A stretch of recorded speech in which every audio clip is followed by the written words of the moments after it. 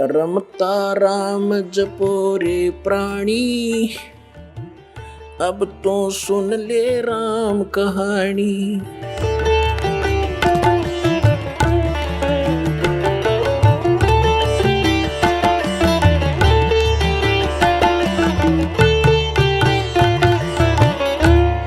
अब हम आते हैं उसी प्रसंग पे कि यादव सभी भगवान श्री कृष्ण जी की आड़ में अहंकारी हो गए, साधु संतों का सत्कार त्याग दिया, उनके साथ मजाक करने लगे। तुम क्या हो, तुम भटकते फिरते हो जंगल में, हैं अपना कोई धंधा करके क्यों नहीं खाते हो, इस तरह की भाषा बोलने लगे। उस समय दुर्वासा जी उस बनी में जाकर बैठ गए, द्वारका के बाहर थोड़ी सी दूरी पे। और द्वारका के अंदर इस बात की एक ऐसी रूमर चली, चर्चा का विषय बना कि एक महापुरुष आए हैं दुर्वासा जी, बड़े पहुँचे हुए संत हैं और भूत भविष्य और वर्तमान की सब जानते हैं। श्री कृष्ण जी के पुत्र प्रद्युम्न और उसके साथियों ने मिलकर एक कुबद सूझी, उन्होंने एक फैसला लिया कि भाई ऐसे सुन रहे हैं कि ये दुर्वासा जी बड़े पहुँचे हुए महापुरुष हैं और भूत भविष्य की सारी जानते हैं, इसकी परीक्षा लेते हैं। उन्होंने क्या किया कि प्रद्युम्न को, श्री कृष्ण जी के पुत्र को, एक स्त्री का स्वांग करवा दिया, स्त्री के कपड़े बना दिए और एक गर्भवती स्त्री का स्वांग बना दिया। पेट के ऊपर एक कढ़ाया, जैसे छोंक छांक लाने की छोटी सी कढ़ाई हो घर में, रसोई में एक छोटी सी कढ़ाई पेट का बांध दी और ऊपर के उसका लोगड़ बांध दिया रुई सी, फिर कपड़ा बांध दिया और ऊपर के और ताले कपड़े पड़ा दिए और मुंह ढक लिया, घूंघट काट के चल पड़ी। 10-12 उसके साथ और जो शरारती स्कीम बना कर गए थे वो गए। दुर्वासा जी के पास जाकर उन्होंने कहा कि भगवान प्रणाम हो ऋषि जी को, हम आपके पास एक समस्या लेकर आए हैं। दुर्वासा जी ने पूछा, बोलो भाई क्या है तुम्हारी समस्या? कि ये व्यक्ति और ये इसकी पत्नी, इनके विवाह को 10-12 वर्ष हो गए थे ऋषि जी, अब भगवान ने दया बख्शी है या गर्भवती हुई है और ये उतावले हो रहे हैं। आपके बारे में सुना है कि आप भूत भविष्य और वर्तमान की सारी जानने वाले हो, तो ये आपसे ये पूछना चाहते हैं कि इसका लड़का होगा कि लड़की। अब दुर्वासा जी ने अपनी दूरबीन ला के देखा, देव दृष्टि, उसे वो समझ गया कि बकवास कर रहे हैं रामजादे।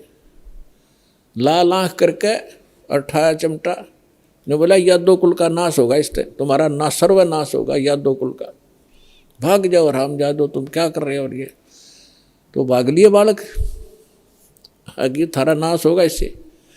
अब वो बच्चे भाग आए गांव में। बच्चा तक ये था, पोता लड़का हो रहा था निरुद्ध, उसका प्रद्युम्न गए। बाकी कुबद तक कभी भी ये जो बुरा कर्म होता है आदमी को किसी न किसी एज में दुख जरूर देगा। तो नगर में जब आए उन्होंने सबको बताया कि ऐसे ऐसे हम गए थे। दुर्वासा जी तो सचमुच जान गए, वो तो सचमुच जानकार है। उन्होंने बता दिया कि ये गर्भवती नहीं है और तुम्हारा नाश होगा, जिससे तुमने गर्भ बना रखा है इसका, इससे तुम्हारा नाश होगा। तो गांव के जो मुखिया और बुद्धिमान से व्यक्ति बुजुर्ग थे, उनको चिंता बनी कि बच्चों ने तो बकवाद कर दी और उसने श्राप दे दिया, सारे मरेंगे तब। तो उनमें से कुछ कहने लगे कि हमारे सिर पर भगवान श्री कृष्ण बैठे हैं। वाह भाई वाह, ये भी कोई डर की बात है, चलो उसके सामने उनसे प्रार्थना करते हैं। अब श्री कृष्ण जी के पास गए, श्री कृष्ण जी से जाकर अपना चिंता का विषय बताया कि भगवान ऐसे ऐसे बच्चों ने मजाक कर दिया और दुर्वासा जी ने श्राप दे दिया, और दुर्वासा जी का श्राप तो बिजाइल कैसा है, ये तो वापस हो ही नहीं सकता।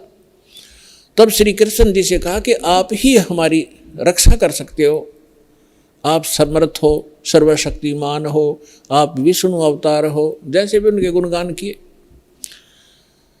श्री कृष्ण जी ने कहा कि भाई देखो, बच्चों को वहीं भेजो और दुर्वासा जी से माफ़ी मांगे, वो अक्षमा करेगा तो बात बनेगी। उन बच्चों को लेकर नगर के मुखिया व्यक्ति, मौजिद से जो बुद्धिमान व्यक्ति, बुजुर्ग से सारे साथ गए, हजारों की संख्या में। दुर्वासा जी के सामने उन बच्चों को कहा कि माफ़ी मांगो। उन्होंने प्रणाम किया, माफ़ी मांगना चाहा, अक्षमा याचना की, लेकिन दुर्वासा जी ने कहा कि जो मेरे मुख से वचन निकल गया वो वापस नहीं हो सकता। आप जाइए, अपने बच्चों को समझा के रखना चाहिए था, साधु संतों के साथ बकवास नहीं किया करते, आप जा सकते हैं। अब इसको वापस करना मेरे बस की बात नहीं है। फिर वापस आ गए, फिर श्री कृष्ण जी के पास के भगवान, उन्होंने तो मना कर दिया कि मैं अब कुछ नहीं कर सकता।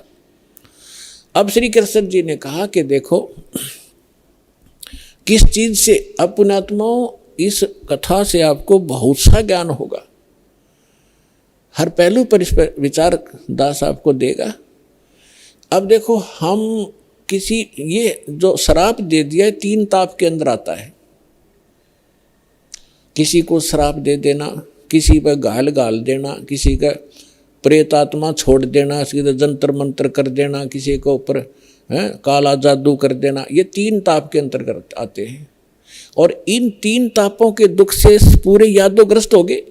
और श्री कृष्ण भगवान का लाभ है, श्री कृष्ण जी उस ताप से मुक्त नहीं कर सका, उनका नाश हुआ लास्ट में। हालांकि समाधान भी बताया उन्होंने।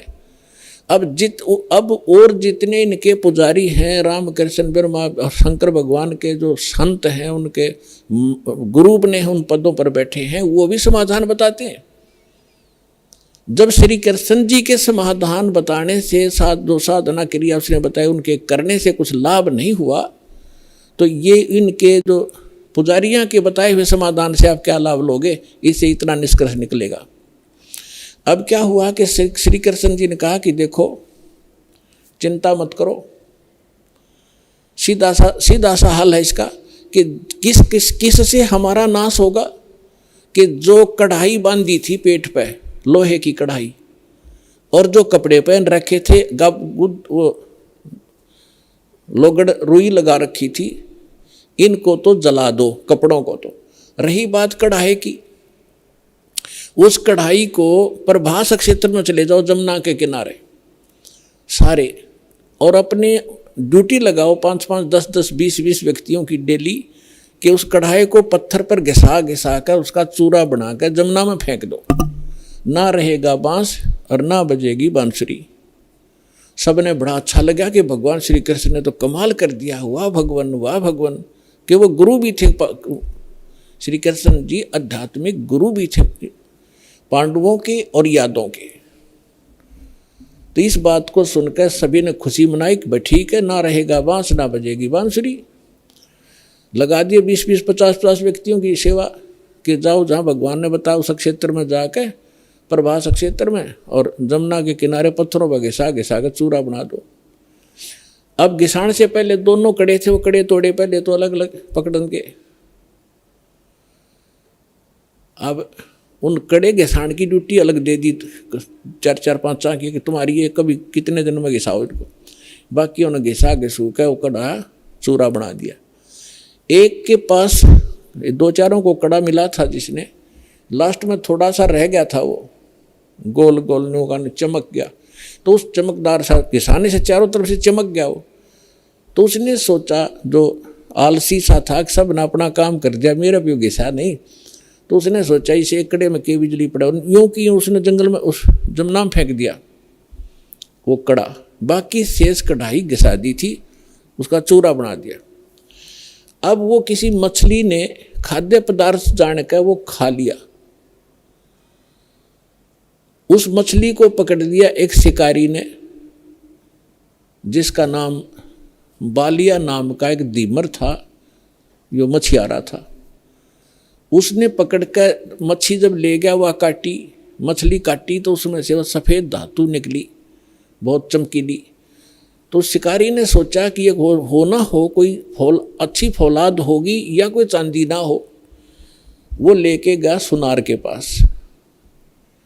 सुनार कहने लगा, भाई ये चांदी नहीं है, ये तो अच्छा फौलाद अच्छा है। वो लोहार के पास ले गया। लोहार ने कहा कि बहुत अच्छा इस्पात है, और इसका क्या बनाऊं? तो शिकारी ने कहा कि मेरे इस तीर का आगे का एरो बना दे, मेरे सर के ऊपर डाल दे, इसने बना कर विषाक्त बना देना। तो उसका तीर के जो बाण होता है तीर का, उस बाण के आगे एक गोल एरो होता है तीखा, ताकि वो पशु पक्षी के जाके सीधा लगे, मार दे उसको। तो वो विषाक्त बनवा लिया। उधर से कुछ दिनों के बाद उधर से जिन्होंने वो चूरा फेंका था जमुना में, उसका घास उग गया, जैसे डाब कुश, जैसे कुश होती है ना, कुशा की तरह, और जैसे ईख देखा हो, ईख जैसे पत्तों का, और तेज धार के पत्ते उसके, जैसे आपने, हमें मालूम है कि जैसे कई बार डाब होती है जिसको कुश बोलते हैं, कुशा, उसके इतने तीखे पत्ते होते हैं, उंगली का लपेटा आ जाए तो उंगली काट देता, वो आधे से ज़्यादा काट देता, आधी, इतने तेज पत्ते होते हैं। लेकिन वो तो दुर्वासा के श्राप से शापित था, वो एक ऐसा घास उग गया। उधर से क्या हुआ, कुछ दिनों के बाद, 1 वर्ष 2 वर्ष 4 वर्ष के बाद क्या हुआ, आपस में द्वारका के अंदर झगड़े शुरू हो गए। छोटे बड़े की लाज रही नहीं, छोटी सी बात पर मार काट मचा दी, छोटी सी बात पर कत्लेआम करने लग गए। फिर गांव के लोग पहले धार्मिक बहुत होते थे, अभी तक हुआ करते थे, गांव के अंदर कोई भी आपत्ति होती थी साधु संतों से उसका विकल्प, उसका समाधान चाहा करते थे कि किसी तरह शांति हो नगर में। तो उनके पास तो श्री कृष्ण ही थे final, first and final, last and final. Shri Krishna ji के पास गए, श्री कृष्ण जी से बताया कि भगवान पता नहीं नगर में क्या बढ़ गया, क्या घुस गया नगर के अंदर, कोई किसी की बात सुनने को तैयार नहीं, बड़े छोटे की लाज रही नहीं, जरा सी बात होती है लट्ठम लट्ठा कत्लेआम होने लगे। भगवान कोई दया बख्शो, कोई समाधान बताओ इसका। तो श्री कृष्ण जी ने क्या समाधान बताया कि अभी तुम्हारे ऊपर दुर्वासा जी का जो श्राप है वो प्रभावी हो गया, वो फल रहा है। तो बड़े चिंतित हुए। पहले तो भगवान ने समाधान बताया था कि इस सारे ने घिसा घिसू का चूरा बना कर डाल दो जमुना में, ना रहेगा बांस, ना रहेगी बजेगी बांसुरी। जब वो इस बात से संतोष पाया था लोगों ने कि चलो हो गया समाधान, और आज फिर श्री कृष्ण जी वही कह रहा है कि दुर्वासा जी का श्राप तुम्हारे ऊपर फल रहा है। अब वो उनके मुंह की तरफ देख रहे हैं, लेकिन हमारी बुद्धि इतना काम नहीं करती। जैसे हम भी ऐसे ही दुखी थे, पहले जाते थे किसी गुरु के पास, वो कुछ अपना दुख लेकर वो कुछ समाधान बताता था, फिर दूसरी बार कुछ और समाधान बताता था, तीसरी बार कह देता था ये तो तेरे भाग में है, तेने भोगना ही पड़ेगा, फिर पहले डले क्यों ढुआ रहा था ये। ऐसे ये सब का यही स्थिति है। तो श्री कृष्ण जी ने पहले ये कहा था, फिर कह रहा है कि अब तो ये भोगना ही पड़ेगा तुम्हें। अब ये वो फल गया। तो फिर समाधान पूछा कि भगवान फिर आप समाधान बताओ।